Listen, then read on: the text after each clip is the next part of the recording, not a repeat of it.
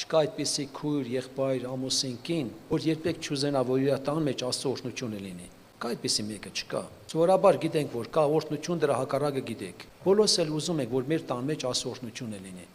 Իսկ օրհնություն այնպես չի գալիս։ Օրհնությունը գալիս է, որտեղ միաբանություն կա։ 33 Սաղմոսում ոնց է լինում այդ օրհնությունը գրված է ազնիվ յուղի նման։ Գրված է այնքան շատ իջավ միջև զգեստի ծայրը։ Եվ այդպես է գրված, Տերը այնտեղ հաստատեց օրհնությունը ու կյանքը հավիտյան։ Միաբանությունը նա չի, որ իրար կողքի նստած է։ Միաբանությունը երբ որ իրար սրտոց միաբան են։ Սրտացավ են իրար նկատմամբ։ Իրանց մեջ սեր կա։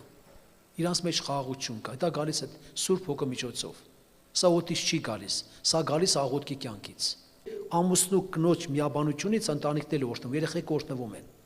Երեխեքի մեջ հոգևոր կյանք է լինում։ Եթե դու մտածում ես վերջերջով քո կինն է, նաև եւ Աստծո աղջիկ է, եւ դու Աստծո տղա ես։ Ոմանք մտածում են, թե պետք է աշխարհի մեկը կպնի մեր մազին, նոր կպնում Աստծո աղջիկի բիբին։ Այդպես է գրված։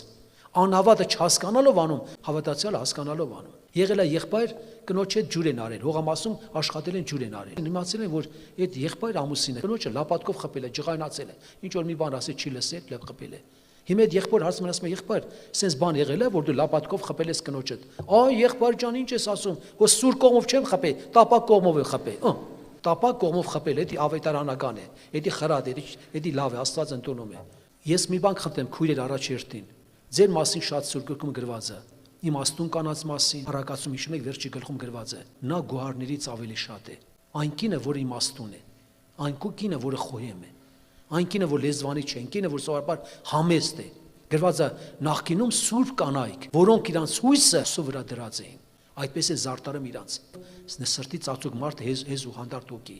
որ դրանով կարողանաք օգնել ձեր ամուսների, ձեր ընտանիքին։ Գաղտնիք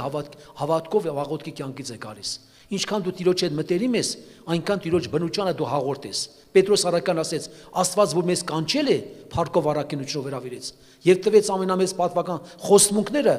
որպեսզի աստվածային բնությանը հաղորդ լինեք, ոչ թե տեղյակ լինեք։ Ամուսին կին կա, որոնք սովորաբար իրար հետ չկա այդ հարազատություն, իրար հետ չեն կարող կիսվել, իրար հետ չեն էլ աղոթք անում։ Ուզում են, որ տան մեջ օրհնություն լինի, այդ օրհնություն չի լինի, սպասեք։ Առաջին ասում է խոհեմությունով իր այդ բնակվեք, որ ձեր աղոթքին արգելք չլինի։ Ինչ է գրված կին ամուսին մեկ մարմին։ Երբեք դու քո մարմնին չես ծեծում, քո մարմնի վրա ձեռ չես բարձրացնում, քո մարմնին չես անարգում։ Հիմնական սովորաբար շատ կանայք վիրավորում են իրանց ամուսինները, իրանց հետ լավ չեն վերաբերվում, կոպիտ են վերաբերվում։ Ինչ որ դուք անում եք, Տիրոջն եք անում։ Եթե դու քնոջն ես անում, նշանակում նա Աստծո զավակ է։ Աստծո զավակի նկատմամբ ուշադիր պետք է լինեք։ Հարազատ եղեք։ Քաղցրություն ցույց տվեք, վերջ